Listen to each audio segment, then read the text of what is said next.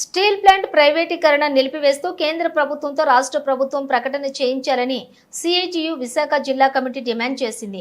గురువారం విశాఖ సిఐటియు ఆఫీసులో ఏర్పాటు చేసిన మీడియా సమావేశంలో జిల్లా ప్రధాన కార్యదర్శి RKSV Kumar, public sector coordination committee convener yes Jyotirao, co convener K Kumar పాల్గొన్నారు.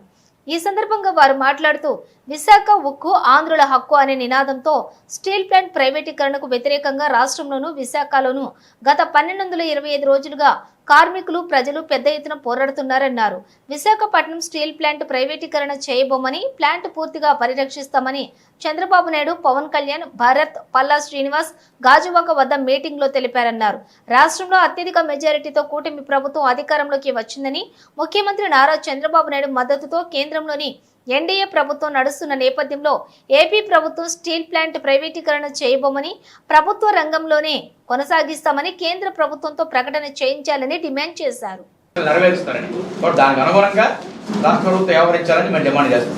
పేరు కుమార్, సిఐటి విశాఖ జిల్లా ప్రధాన కార్యదర్శి.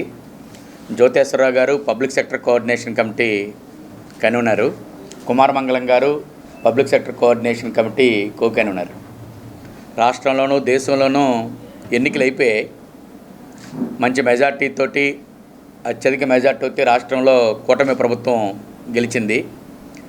మన రాష్ట్ర ప్రభుత్వం మీద ఆధారపడి కేంద్ర ప్రభుత్వం ఏర్పాటు చేయాల్సినటువంటి అవసరం ఏర్పడింది.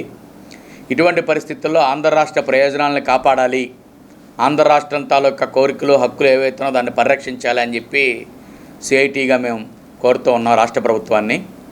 కొత్తగా ఎన్నికైనటువంటి ఎమ్మెల్యేలకి, మంత్రులకి, అందరికీ కూడా సిఐటియు విశాఖ జిల్లా కమిటీ తరఫున అభినందనలు కూడా తెలియజేస్తూ ఉన్నాం. అదే సందర్భంలో తెలుగువారి గుండె చప్పుడు, ఆత్మాభిమానం అని చెప్పి ఏదైతే స్టీల్ ప్లాంట్, విశాఖ ఉక్కు ఆంధ్రుల హక్కు అని చెప్పి మనం పోరాడి సాధించుకున్నటువంటి స్టీల్ ప్లాంట్ని గత 1227 రోజుల నుంచి పెద్ద ఎత్తున దీక్షలు జరుగుతూ ఉన్నాయి. జగన్మోహన్ రెడ్డి గారి ప్రభుత్వం ఎన్నికల్లో గెలిచిన వెంటనే అసెంబ్లీలో తీర్మానం చేసి మేము స్టీల్ ప్లాంట్ని ప్రైవేట్ పరం కాకుండా కాపాడుతామని హామీ ఇచ్చారు. 5 ఏళ్ళు గడిచిపోయింది, 6వ ఏడాది కూడా అడుగుపెట్టాం. కానీ ఇప్పటికీ స్టీల్ ప్లాంట్ మీద ప్రైవేటీకరణ కత్తి వేలబడుతూనే ఉంది. కాబట్టి ఈ ప్రభుత్వం, కేంద్రంలో 3వసారి ఏర్పడిన బీజేపీ ప్రభుత్వం పూర్తిగా మన ఆంధ్ర రాష్ట్ర ప్రభుత్వం యొక్క సపోర్ట్ లేకుండా గవర్నమెంట్ ఫామ్ చేయలేని పరిస్థితి ఉంది. కాబట్టి ఖచ్చితంగా రాష్ట్ర ప్రభుత్వం, ముఖ్యంగా విశాఖపట్నంలో కానీ రాష్ట్రంలో కానీ 100% అధికారంలో తెలుగుదేశం పార్టీ కూటమి ప్రభుత్వం వచ్చింది. కాబట్టి వీళ్ళందరూ